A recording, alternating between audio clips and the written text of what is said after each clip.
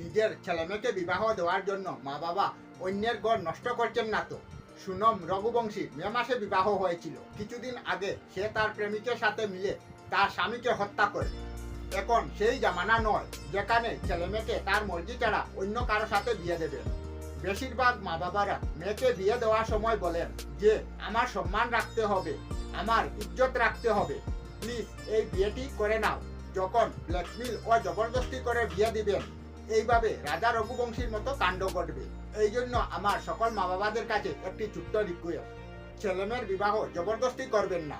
আর সকল ছেলেদের কাছে রিকোয়েস্ট করছি, যখন মেয়ে দেখতে যাবেন তখন অন্তত মেয়েকে জিজ্ঞাসা করবে তোমার পাস্টে কোনো এক্স ছিল না তো?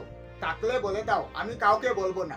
আর আমি বলবো মেয়ে পছন্দ হয়নি, বিয়েটি আর হবে না। আমি চাই না ভবিষ্যৎ খারাপ হোক। আর যদি বলে এক্স থাকে তবে বিয়েটি ভেঙে দেবে। আর এক্স না থাকলে তো ভালোই, বিয়েটি হবে। আর যদি এক্স থাকে হয়তো ছেলে মেয়ে দুজনের পরিবার বরবাদ হতে পারে। কারণ এইসব ঘটনা নিউজে আজকাল অনেক শোনা যাচ্ছে। যেমন কিছুদিন আগে নিজের স্বামীকে মেরে গ্রামের ভিতরে সিল করে দেওয়ার ঘটনা।